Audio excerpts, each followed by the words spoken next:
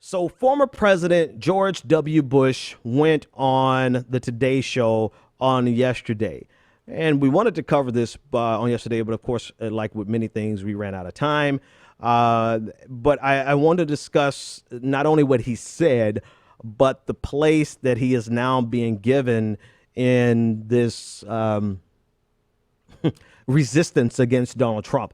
So really, shot for shot, issue by issue, George W. Bush essentially attacked Donald Trump in so many ways. And I'm really curious. I'm wondering, has Donald Trump replied? Responded? I don't think I saw any, which is fascinating because Donald Trump rarely doesn't seize an opportunity to have a confrontation with someone. But I digress. So here's a couple of things that he said in his interview. He said, quote, "I am for an immigration policy that's welcoming and that upholds the law." He also said, quote, "A bedrock of our freedom is the right to worship freely." Clearly taking a shot at Donald Trump's immigration policy and his anti-Muslim rhetoric, as well as his Muslim ban. He went on to say, quote, "We need answers about what happened with Russia."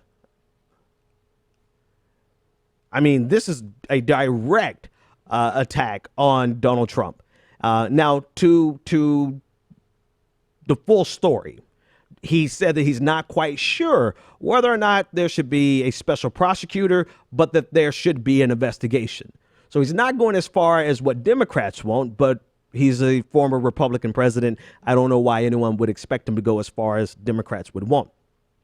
Last but not least, he said a lot, but these are the important takeaways. He said, quote, "I consider the media to be indispensable to democracy." Of course, attacking Donald Trump, who indirectly, still attacking Donald Trump, who has clearly stated that he believes that the media is America's enemy. So, he's not wrong, right? I mean, he's absolutely correct on everything that he said. And, as I always do, I will applaud someone who's right. He's absolutely right on what he said. I just don't want to hear it from him. And I'm taken aback by how many liberals, neoliberals, are now George Bush stands. Bush stand. I don't know how you would say it, but they're standing for George W. Bush. Listen, let's not forget who George Bush is. George Bush is the president who has destabilized the world so much so that we are now, how many years? 2003 for Iraq. So we are 14 years now removed, still in a war that he started that should never have been started in the first place. And we are still dealing, like, we do not have a clear path out of the mess that George W. Bush created in the region. Yes, America has always historically messed with the Middle East and North African nations. We have historically done it, but there was, and I don't want to oversell it, but there was far more stability before Iraq II, the Iraq War. Far more stability there. And everything that we're fighting right now can be directly connected to George W. Bush's war on terror and war in Iraq. Many of the infrastructures that have been infringing on our security and our individual liberties, rather, many of those infrastructures, not many, almost every single one of them have found their origin in the Bush administration.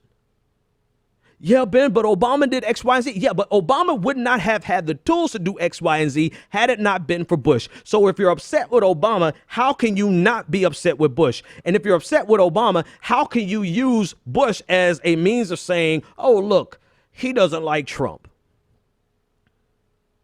And that's really not the case. Let me get down to the case. The case really is those people who are fond of Obama, those people who are, that they just hate Trump so much that they will lift up somebody like George W. Bush to explain why we should listen to George W. Bush. No, George W. Bush needs to go home, go to his basement and paint the rest of his life.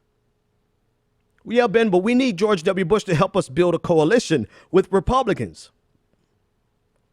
Two things on that. Number one, Republican politicians are only concerned with power and reelection. George W. Bush can't help them with either one of those. So they have absolutely no reason to change their opinion because of George W. Bush. Number two, well, this is the other argument. Well, Ben, George W. Bush has a lot of influences with the Republican electorate. So he can influence the electorate, and the electorate can then influence the people who want to get reelected. Sounds good. But have you looked at the polls? Have you looked at how much the Republican base, let me choose my words precisely, not the base, but the Republican Party at large support every single policy of Donald Trump? When we talk about the ban, the Muslim ban, he's in the 80% with Republicans. We talk about building the wall. We talk about his tax breaks. Every policy, Donald Trump has overwhelming support. His favorability ratings with Republicans are insane. You are literally dealing with people who would rather die. They would rather get rid of Obamacare than to ever get in a coalition with the Democratic Party. And you seem to think that George W. Bush is going to be able to help with that? So it's either gross incompetence or malice or the desire to take anything they can. They would rather chase George W. Bush and a Republican electorate who would rather die than to ever find solidarity with Democrats. Democrats would rather chase them than to put up with the progressive wing of their party.